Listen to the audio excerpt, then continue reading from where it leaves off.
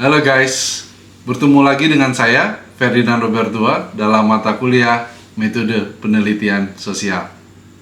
Saya yakin teman-teman sudah banyak mengetahui mengenai metode penelitian sosial, mulai dari desain penelitian kualitatif dan kuantitatif. Kita bicara juga tentang pendahuluan dan kajian pustaka. Dalam pertemuan ini kita akan membahas tentang sebuah ujung dari perjuangan kita semua dalam melakukan penelitian, di mana ini merupakan bagian yang ditunggu-tunggu oleh banyak orang ketika kita sudah melakukan atau sedang dalam melakukan penelitian. Apa itu?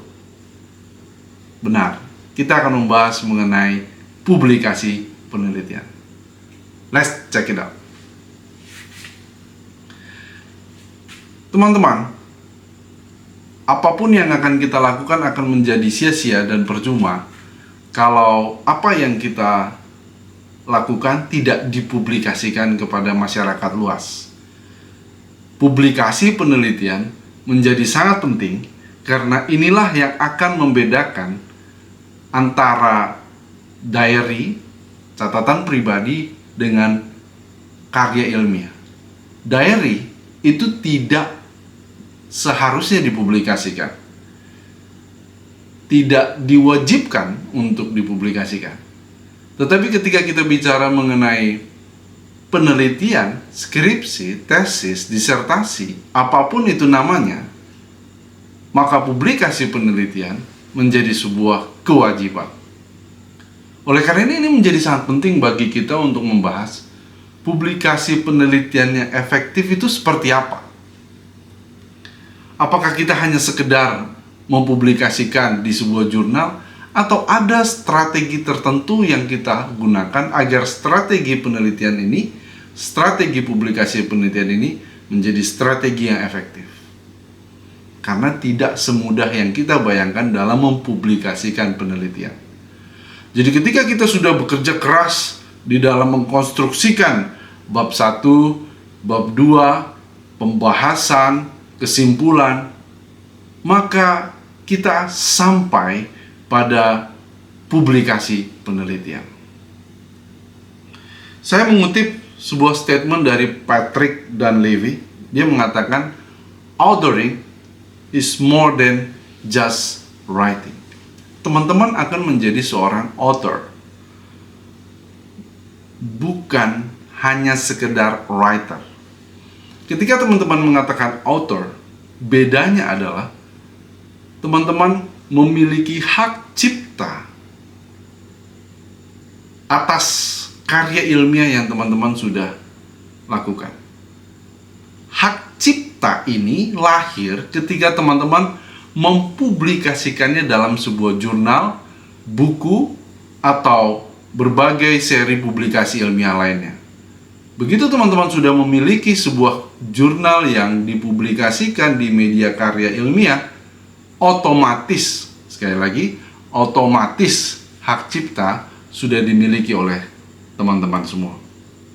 Authoring, proses pemenuhan, mengejar hak cipta. Ini yang membuat spesial dalam melakukan karya ilmiah. Hak cipta lahir ketika sudah dipublikasikan di media karya ilmiah. Oleh karena itu, ini menjadi sangat penting membahas mengenai publikasi penelitian.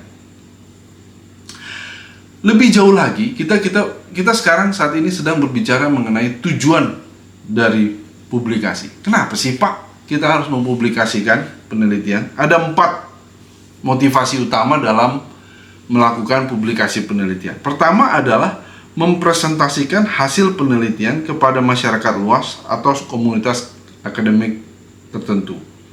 Mempresentasikan artinya kita mendeklarasikan kepada semua orang bahwa kita sudah melakukan A, B, C, D, E. Dan harapannya ketika orang membaca karya ilmiah kita, dia menghormati, masyarakat menghormati hak cipta kita, dan berangkat dari penelitian yang sudah dilakukan itulah mereka boleh melakukan penelitian berikutnya. Kita menginformasikan bahwa hey, kita sudah lakukan A, maka teman-teman tidak perlu lakukan A lagi karena A sudah saya lakukan. Teman-teman akan melanjutkan menjadi A plus misalnya. Nah, nanti kalau sudah dikerjakan A plus, dipublikasikan, maka tidak perlu lagi dikerjakan A dan A plus. Yang dikerjakan adalah A plus plus dan seterusnya dan seterusnya. Itulah manfaat yang kita peroleh kalau penelitian kita dipublikasikan. Yang kedua, pengembangan kajian studi tertentu. Salah satu ciri apakah kajian studi itu berkembang atau tidak adalah dilihat dari jumlah publikasinya. Nah, seringkali kalau kita baca di koran,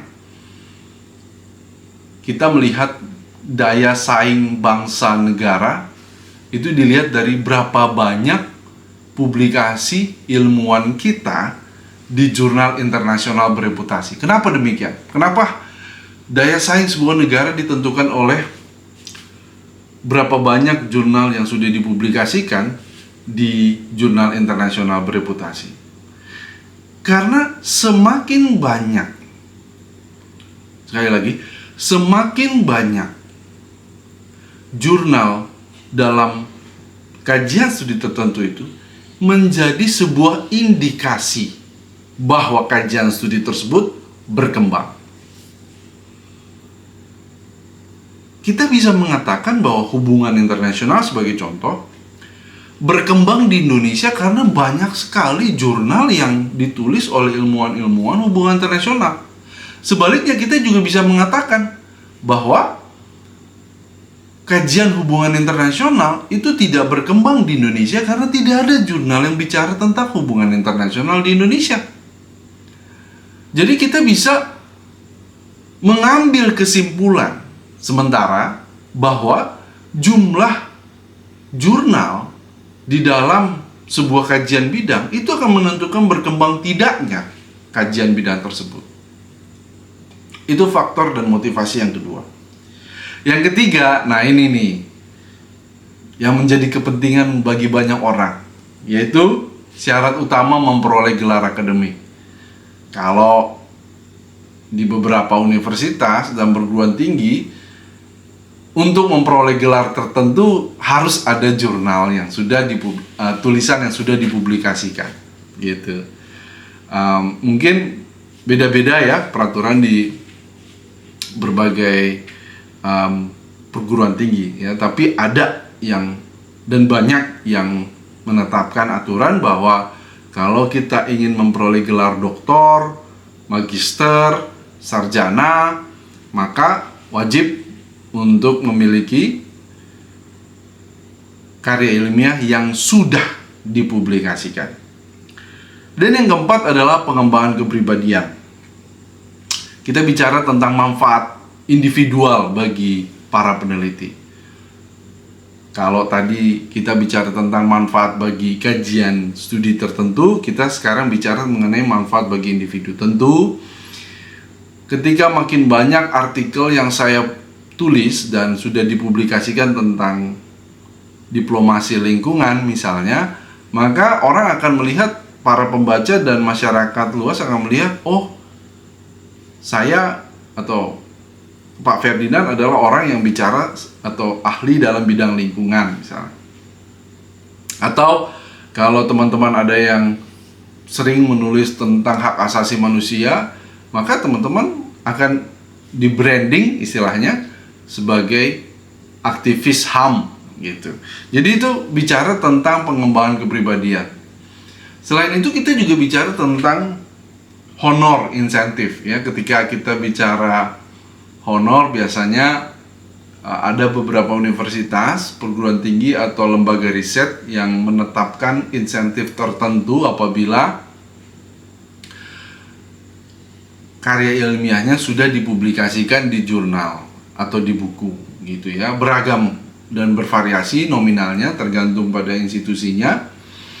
Dan ini satu insentif insentif materi yang dalam beberapa kasus cukup menggiurkan ya bagi banyak orang. Dan kepuasan psikologi. Nah, ini ada satu artikel yang saya baca ketika kita sering mempublikasikan karya ilmiah kita, buah pemikiran kita, ada satu kepuasan yang mungkin tidak bisa divaluasi dengan uang, tetapi menjadi sebuah kepuasan pribadi bahwa apa yang ada di dalam kepala kita itu sudah tertulis dengan baik dan dapat dikonsumsi oleh masyarakat luas, gitu ya. Kalau teman-teman sebagai contoh bisa menulis artikel opini di Kompas, itu pasti ada kepuasan tersendiri meskipun mungkin tidak dibayar secara nominalnya secara besar gitu ya. Tapi fakta bahwa kita bisa menulis di Kompas kan tentu bukan sebuah usaha yang gampang ya. Itu merupakan sebuah perjuangan yang luar biasa dan reputasinya juga reputasi nasional gitu ya. Itulah motivasi mengapa kita harus melakukan publikasi penelitian gitu. Nah, sekarang pertanyaan selanjutnya adalah bagaimana caranya supaya tulisan kita mudah untuk dipublikasikan di jurnal, buku, proceeding, atau media-media yang lainnya.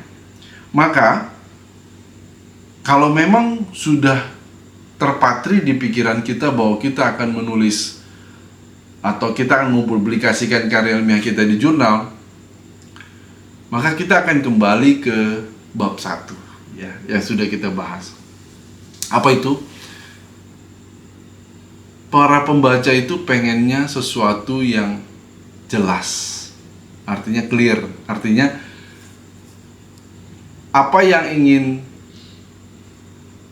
ditulis oleh peneliti itu sesuai dengan apa yang dibaca oleh para pembaca, sesuai ya, ada koherensi antara keinginan peneliti dengan apa yang ditulis oleh peneliti, jelas kelihatan. Satu, jadi makanya penting untuk benar-benar melihat bab 1 dengan kesesuaian bab 1 dengan bab 2 dan bab 3 dan seterusnya, supaya kita bisa memastikan ketika pembaca membaca bab 1 dia tertarik, termotivasi, jelas gitu ya, dan sesuai dengan bab 2 dan bab 3 dan seterusnya. Yang kedua, tentu tepat gitu ya. Apa yang kita janjikan kepada para pembaca di dalam bab 1 itu yang kita lakukan gitu. Itu juga ketepatan, precision gitu ya. Kadang-kadang beberapa catatan yang saya tulis yaitu over atau under. Jadi terlalu berlebihan apa yang, jadi janjinya hanya A sebenarnya, tapi yang diberikan A, B, C, D gitu ya. Bagus ya bagus, tapi kan sekali lagi kita harus tepat. Kalau kita mengatakan kita memberikan A di bab 1, maka kita berikan A, tidak perlu lebih. Atau kurang, tidak menyampaikan A-nya itu, nah itu juga tidak boleh. Jadi harus tepat. Yang ketiga, maka ketika kita bicara jurnal atau buku, ini adalah sebuah, ini nanti kita akan bahas, ini adalah sebuah professional forum ya, bukan informal forum gitu. Ini adalah sebuah professional forum, maka bahasanya pun harus formal ya, karena buku, jurnal, dan media karya ilmiah lainnya adalah media profesional, maka tentu kita juga harus menulis dengan bahasa yang formal. Dan tidak mungkin kita menulis dalam jurnal kita dengan bahasa slang atau bahasa gaul ya. Maka kita perlu menulis dengan bahasa yang profesional. Selain pemilihan kata-kata yang formal, maka kita juga harus berbicara mengenai kaidah bahasanya ya, subjek, predikat, objek, keterangan, jangan dicampur-campur begitu. Kadang-kadang sorry banget kalau saya harus mengatakan bahasa Indonesia kita pun kaidahnya sering kita tidak ikuti. Jadi predikat di depan baru habis itu subjek gitu, karena memang sehari-hari mungkin kita sering menggunakan kaidah yang tidak tepat. Beda ketika kita berbicara tentang berpublikasi, kita harus berbicara mengenai kaidah bahasa yang tepat. Kalau kita berbicara mengenai bahasa Indonesia, maka kaidahnya harus kita ikuti. Kemudian juga typo, jangan sampai banyak typo. Saya kira tidak mungkin 100% tidak ada typo. Pasti ada typo, cuma jangan terlalu banyak. Ini kita perlu sering melihat, ya, sering mereview, sering mengecek ulang apakah ada typo di dalam tulisan kita. Tanda baca itu juga penting. Titik, koma, tanda seru itu perlu diperhatikan. Jangan sampai seharusnya kita sudah menulis titik tapi tidak ada titik, maka menjadi kalimat yang berurutan. Atau juga perlu kita memperhatikan paragraf itu. Jadi jangan terlalu banyak kalimat dalam satu paragraf. Kita perlu menyeimbangkan dalam satu halaman itu bisa 2 atau 3 paragraf. Jangan satu paragraf, satu halaman. Ini akan membuat pembaca jenuh gitu ya. Jadi kita harus lebih bervariasi. Dan konsistensi. Terakhir, agar memastikan banyak karya ilmiah kita yang sudah dipublikasikan, maka kita harus konsisten. Konsisten untuk apa? Konsisten untuk menulis. Nah, itu yang penting ya. Konsisten untuk meneliti, konsisten untuk mencoba mengirimkan karya ilmiah kita ke media-media ilmiah. Karena satu kata yang akan kita temui dalam publikasi adalah rejection atau penolakan. Sangat besar kemungkinan tulisan kita ditolak. Loh, kok ditolak? Iya, karena memang sebenarnya publikasi penelitian itu unsur kompetisinya itu tinggi. Apalagi ketika kita berbicara mengenai jurnal-jurnal yang bereputasi internasional, sangat tinggi kompetisinya. Banyak cerita dari rekan-rekan kolega yang mengatakan untuk mempublikasikan sebuah artikel itu dia butuh waktu setahun minimal, karena banyaknya antrian untuk mempublikasikan artikel tersebut. Gitu. Banyak sekali yang akan menulis di dalam satu karya ilmiah, di dalam sebuah jurnal, sehingga kita harus berjuang. Nah, di sini ada unsur perjuangan itu tadi ya. Kalau kita bicara konsistensi, kita perlu berjuang. Ketika ditolak, kita coba lagi di media yang lain. Ketika ditolak, kita revisi untuk dikirim ulang dan lain sebagainya. Di sini ada unsur untuk berjuang juga. Ya. Jadi agar memastikan bahwa penelitian kita bisa dipublikasikan di sebuah jurnal atau di sebuah media ilmiah, pertama clarity, jelas apa yang mau kita sampaikan kepada para pembaca. Kedua, tepat, apa yang kita janjikan itu yang kita lakukan dalam artikel itu. Ketiga, bahasa, formalitas bahasa. Ya, ini bukan novel, ini bukan cerpen yang suka-suka kita bahasanya, tidak seperti itu, karena ada aturan bahasa yang harus kita penuhi. Kalau bahasa Inggris ya tentu kita harus ikuti kaidah bahasa Inggris yang benar. Dan yang keempat adalah konsistensi, konsisten untuk selalu mempublikasikan penelitian kita. Nah, saya ingin menekankan mengenai formal atau profesionalitas dari sebuah artikel. Mengapa menjadi penting bagi kita untuk memastikan bahasa yang kita pakai itu bahasa yang formal?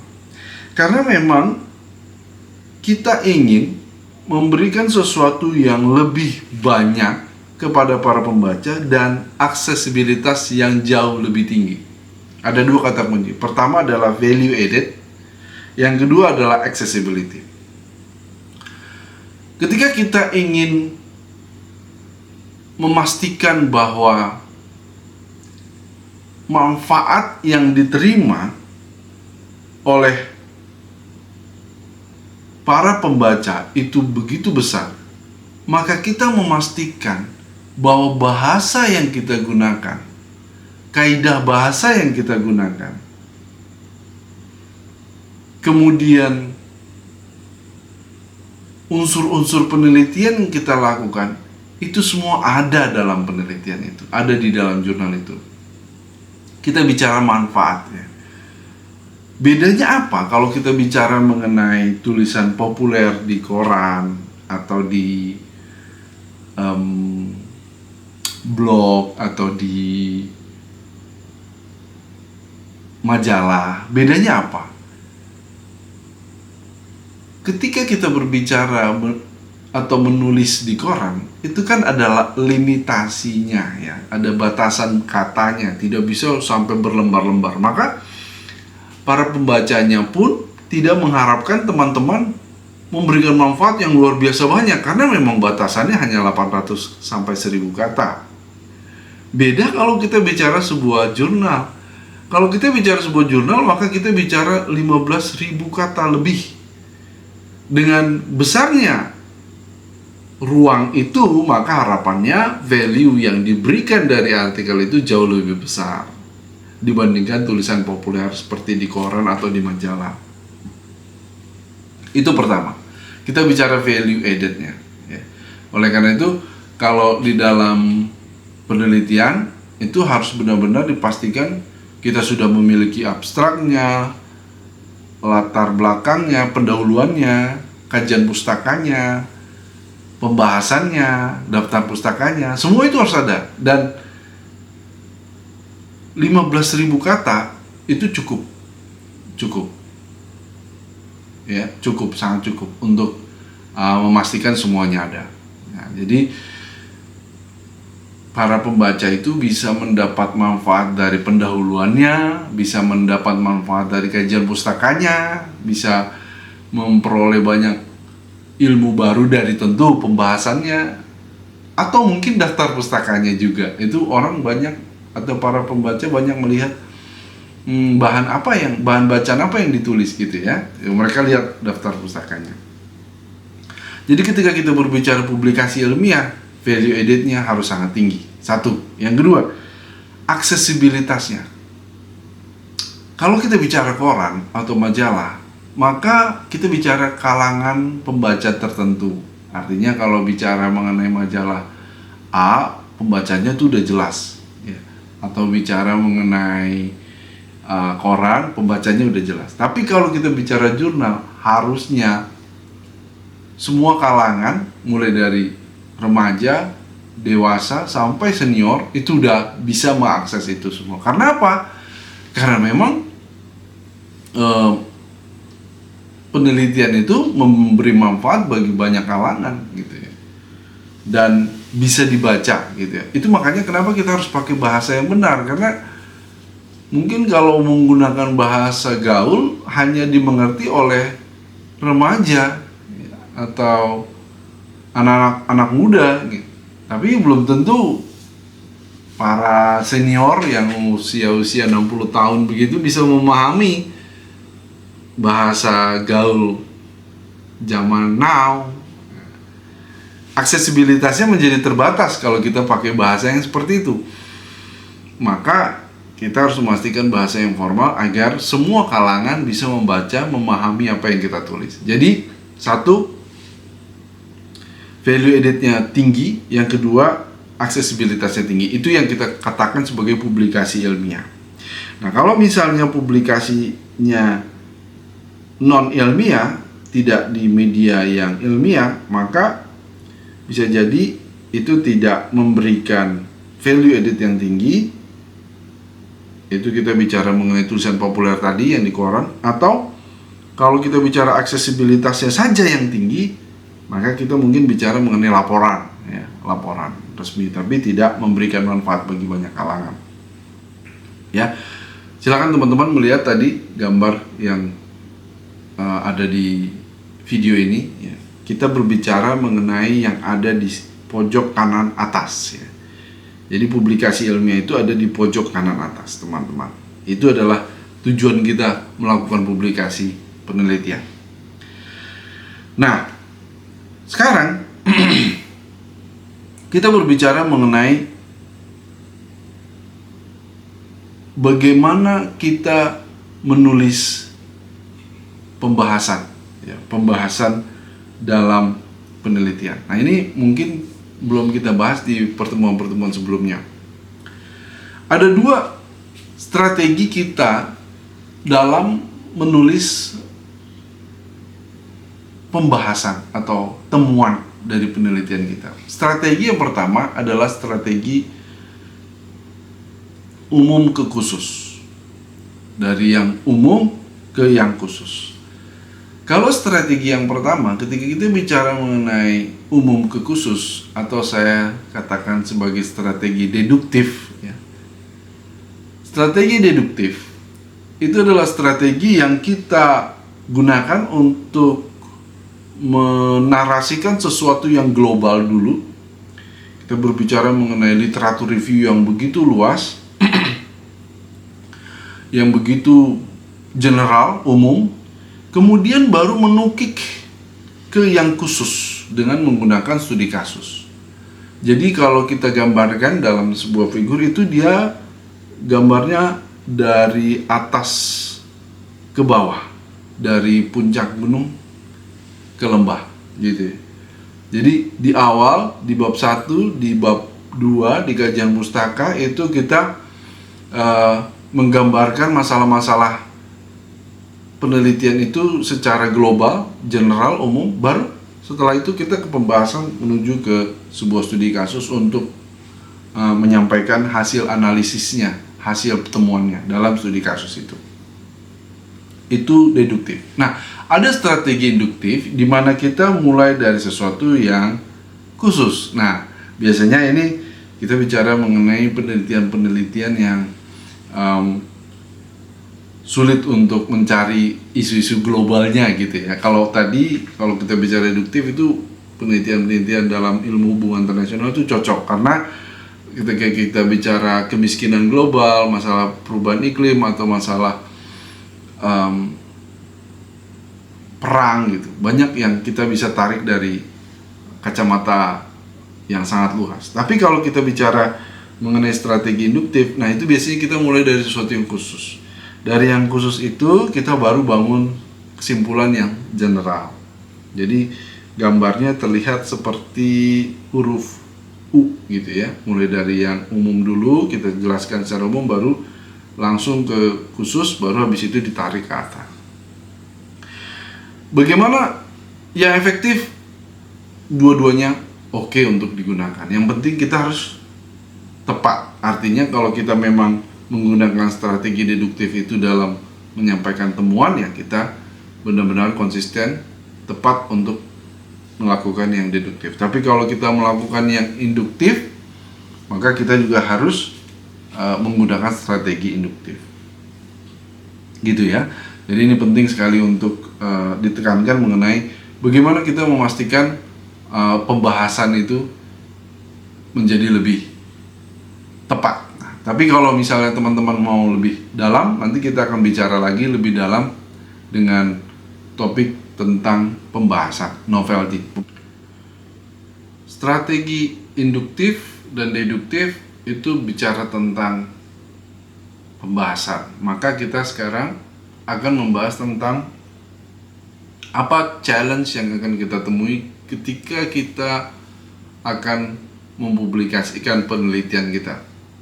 Di sini ada beberapa catatan terkait hambatan-hambatan yang mungkin kita akan temui dalam publikasi penelitian kita. Hambatan yang pertama, kita bicara mengenai originalitas atau temuan dan kebaharuan dari penelitian yang kita lakukan.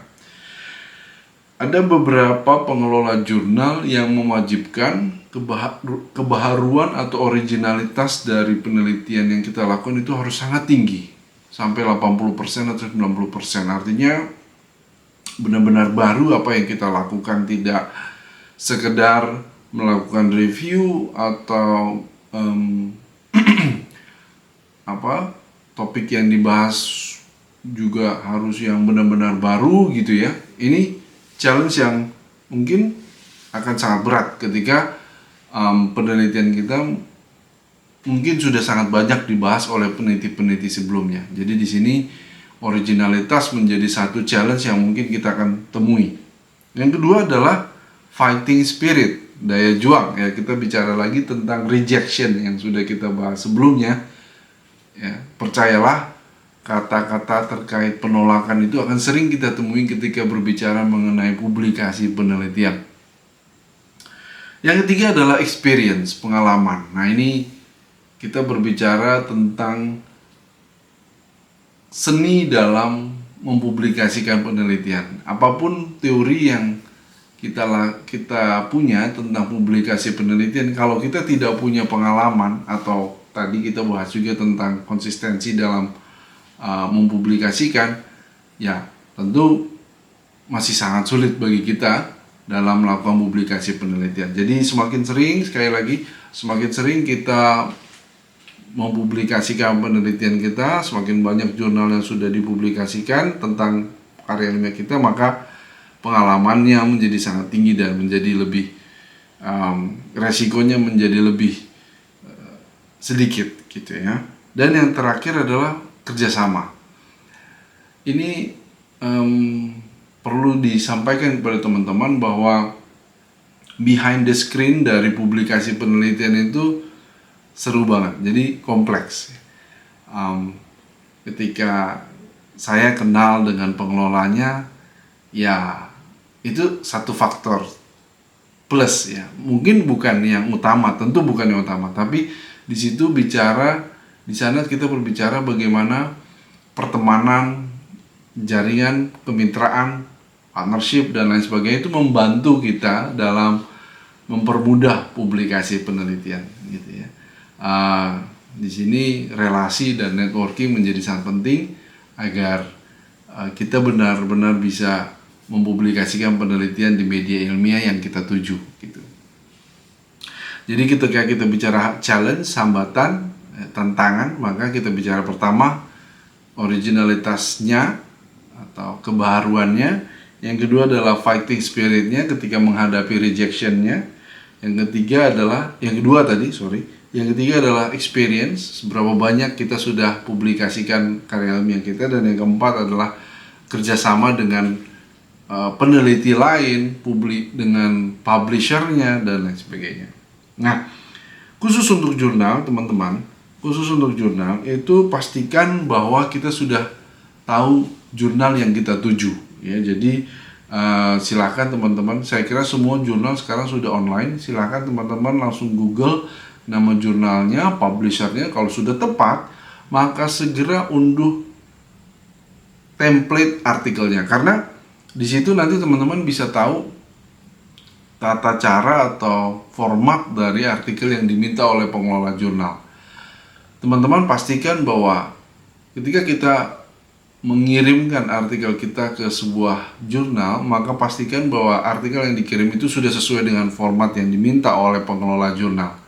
Agar apa? Agar lebih mudah pengelola jurnal untuk melakukan review. Langsung masuk ke review substansi. Tapi kalau kita masih belum sesuai format, tentu nanti harus direview ulang lagi, khususnya terkait mengenai format penulisannya. Jadi pastikan bahwa tulisan kita sudah sesuai dengan format tulisan yang diminta. Yang ketiga, kita bicara mengenai kelihayan kita dalam menggunakan website jurnal itu. Jadi karena sekarang sudah 100% online, maka kita harus pastikan bahwa kita menguasai bagaimana mengunggah artikel kita melalui website pengelola jurnal itu. Dan sebenarnya itu mudah, tetapi seringkali kita lupa ada sesuatu yang harus diisi dalam website itu. Maka kita perlu sekali lagi harus membaca guidelines-nya, pedoman dalam pengiriman artikel dalam jurnal tersebut. Dan nanti setelah kita masukkan, tentu akan mendapat masukan dari reviewer, ada komentar-komentar dari reviewer, dan itu kita harus baca dan menyesuaikan dengan permintaan dari reviewer. Seringkali ini nih masalahnya, ketika kita sudah publikasikan, sudah kita kirim, tapi kita kesal sendiri baca komentar dari reviewer dan akhirnya kita patah semangat. Nah, ini jangan sampai seperti itu. Bagaimanapun juga pengelola jurnal adalah otoritas tertinggi dalam jurnal tersebut, maka kita seharusnya bisa mengikuti apa yang diminta oleh pengelola jurnal itu melalui penguji atau reviewer yang telah ditunjuk oleh tim redaksi dari jurnal tersebut. Selama kita bisa ikuti apa yang diminta oleh reviewer, seharusnya menjadi lebih mudah untuk dipublikasikan. Dan mereka juga, pengelola jurnal biasanya sudah punya rubrik dalam penilaian dan evaluasi tersebut. Ada beberapa kriteria yang bisa saya bacakan di sini, misalnya kembali lagi originality, yang kedua scholarship atau ketepatan tentang bidang ilmunya, quality of writing, kita bicara mengenai tata kaidah bahasa yang dipakai, research method, metode penelitiannya tepat atau tidak, theoretical interest, nah ini bicara mengenai pengembangan teori, interest and importance for a professional readership, nah ini bicara tentang audiensnya ada apa enggak gitu ya, relevance for the journal missions, nah ini kita bicara mengenai visi misi jurnalnya sesuaikah dengan artikel yang dikirim, dan kembali lagi kita bicara mengenai audiens. Jadi ini kalau teman-teman bisa baca di sini, ini adalah contoh satu rubrik yang dipakai oleh sebuah jurnal dalam mengevaluasi. Nah, kalau nilainya tinggi semua, angkanya 5 semua, tentu sudah pasti masuk dalam publikasi. Nah, yang menjadi masalah adalah kalau ada di yang sebelah angka 1 ya, yang dekat-dekat angka 1. Nah, itu yang biasanya ketemu dengan kata rejection ya, penolakan. Tapi penolakannya biasanya halus gitu ya. Nah, dan biasanya tidak semulus yang kita bayangkan. Artinya segitu bagus pun artikel kita itu biasanya tidak langsung accept, tapi biasanya accept to minor revisions, revise dan resubmit. Itu biasanya ya. Jadi kalaupun bagus, biasanya ada yang harus tetap diperbaiki dan disubmit ulang. Yang agak berat ya tentu rejection atau reject but suggest major revision. Jadi ada revisi mayor yang harus dilakukan.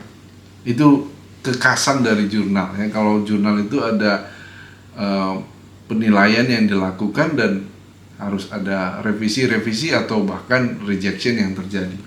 Nah, kalau untuk buku biasanya tidak ada rejection seperti itu, tetapi lebih kompleks karena banyak sekali yang harus dilakukan, seperti kita harus punya proposal, memastikan bahwa para penerbit buku itu memiliki ketertarikan untuk menerbitkan buku yang berisi pemikiran kita atau penelitian kita. Untuk buku biasanya cost-nya jauh lebih tinggi karena untuk mempublikasikan atau mencetak buku itu biayanya sangat besar. Untuk sekali penerbitan itu bisa 300 sampai 500 eksemplar buku yang akan disebar ke berbagai toko buku. Jadi biayanya cukup tinggi sehingga penerbit buku harus memastikan bahwa penelitian yang mau dicetak dalam buku itu memiliki nilai bisnis yang tinggi sehingga penerbit buku bisa memperoleh imbal hasil yang cukup bagi penerbit buku. Itu hitung-hitungan bisnis, kalkulasi bisnis yang mungkin teman-teman harus banyak nanya sama penerbit bukunya ya. Tapi intinya di situ adalah bicara mengenai kesesuaian antara penelitian dengan rencana bisnis plan dari penerbit buku tersebut. Nah, kalau nanti sudah disetujui, maka kita bicara mengenai desain dari buku itu. Nah, ini harus dibuat semenarik mungkin. Sekali lagi, buku harus dibuat semenarik mungkin karena tujuannya kan untuk memancing orang membeli itu. Jadi katanya covernya itu harus semenarik mungkin sehingga orang mau membeli. Kemudian terkait mengenai isi-isi dari dalam buku, biasanya ada kata pengantar, ada profil penulisnya, gaya penulisan penelitiannya juga mungkin disesuaikan harus dengan format buku dan lain sebagainya. Kira-kira seperti itu teman-teman kalau kita mempublikasikan penelitian kita di buku atau di jurnal. Saya tutup presentasi ini dengan quote dari Wright Mills. To write is to raise a claim to be read, but by whom? Menulis adalah sebuah proses untuk mengklaim untuk dibaca. Tapi pertanyaannya adalah, siapa yang baca? Siapa yang akan menjadi pembaca? Publikasi penelitian berbicara tentang memastikan ada yang baca. Ada yang baca dari penelitian ini. Saya kira teman-teman masih ingat ya, kita bicara di bab 1 sekali lagi, bahwa untuk memastikan pembacanya siapa, maka kita pastikan bab 1-nya sudah secara eksplisit menentukan siapa pembacanya dan dimasukkan dalam jurnal atau karya ilmiah yang sesuai dengan topik yang kita bahas. Sesuai dengan topik yang kita bahas. Kalau kita menulis tentang isu-isu lingkungan, ya tentu kita menulis di jurnal-jurnal lingkungan. Kalau kita menulis isu-isu tentang kemiskinan global, ya kita akan mempublikasikan di jurnal tentang kemiskinan global. Jangan ketukar, karena kalau tidak sesuai dengan visi misi atau tidak sesuai dengan antara publisher dengan tulisan itu, ya tentu kita akan ketemu dengan kata R tadi ya, rejection. Baik teman-teman, itulah materi yang bisa saya sampaikan tentang publikasi penelitian. Kita sudah bicara tentang mengapa kita harus mempublikasikan penelitian, bagaimana caranya supaya kita bisa mempublikasikan penelitian kita dengan efektif, membedakan antara tulisan di jurnal dan di buku, dan strategi induktif dan deduktif. Mudah-mudahan apa yang saya sampaikan bermanfaat buat rekan-rekan, khususnya yang di dalam proses penelitian untuk mempublikasikan penelitiannya, dan untuk menajamkan apa yang sudah kita bahas. Ada 3 pertanyaan yang bisa kita gunakan. Yang pertama adalah, pertanyaan pertama, apa saja yang menjadi hambatan dalam mempublikasikan penelitian? Yang kedua, bagaimana proses mempublikasikan artikel dalam buku atau jurnal? Silakan pilih salah satu ya. Yang ketiga, ini pendapat ya, dan harus diberikan alasannya. Gaya penulisan penelitian terkesan terlalu formal dan membosankan. Apakah teman-teman setuju? Kalau setuju, kenapa? Kalau tidak setuju juga, kenapa? Silakan teman-teman akses lms.uki.ac.id, masukkan username dan password dan rekan-rekan, dan teman-teman bisa masuk ke bagian topik tentang publikasi penelitian. Di situ sudah ada pertanyaan, 3 pertanyaan yang saya sampaikan tadi, dan teman-teman bisa langsung menjawab di bagian kuis. Ada deadline-nya, silahkan teman-teman lihat deadline di LMS Uki, dan jangan sampai telat ya, harus sesuai dengan apa yang ada di LMS, tenggat waktu yang ada di LMS Uki. Baik teman-teman, terima kasih atas waktunya, atas perhatiannya. Semangat terus dalam melakukan penelitian, jangan menyerah meskipun banyak tantangan yang kita hadapi dalam melakukan penelitian. Selalu semangat untuk Indonesia yang lebih baik.